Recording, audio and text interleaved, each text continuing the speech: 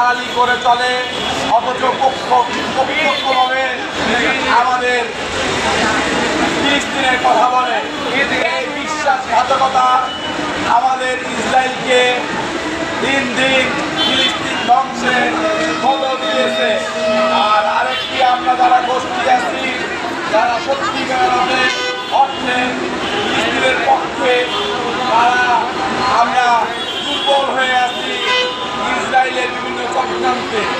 তাই ইসরায়েল থেকে ফিলিস্তিন রক্ষা করতে হলে আমরা যারা সত্যিকার অর্থে ফিলিস্তিনকে মুক্ত করতে চাই, আমাদের সামরিক এবং অর্থনৈতিকভাবে শক্তিশালী হতে হবে। একটা বিষয় আপনাকে বলে দিতে চাই, আমেরিকা বরাবরই ইসরায়েলের পক্ষে কাজ করে। সেটার একমাত্র কারণ হলো আমেরিকার ভিতরে আমেরিকার যে সামরিক শক্তি আছে, যে অর্থনৈতিক শক্তি আছে, সেই শক্তিগুলি পরিচালনা করে ইসরায়েলের লোক, ইসরায়েলের দালালগুলি। এবং সেই ইসরায়েলের দালালগুলি আমেরিকার অর্থনীতি এবং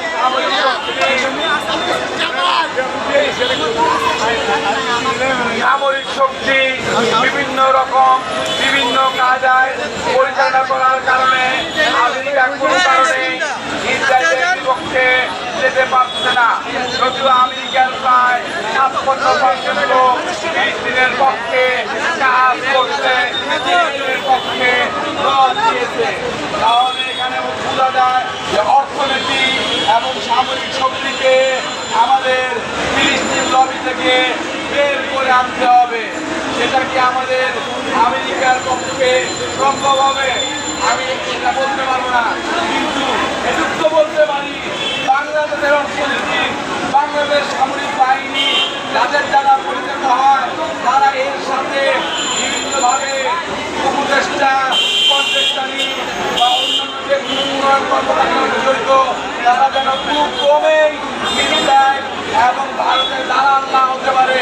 যদি সেখানে ইসরায়েল এবং ভারতের দালাল থেকে থাকে, আমরা মাঝে যতই বক্তৃতা দেই না কেন, আমাদের দেশও সেই রকম ইসরায়েলের পক্ষে, ইসরায়েলের বিপক্ষে, ফিলিস্তিনের পক্ষে কার্যকর ভূমিকা পালন করতে পারবে না।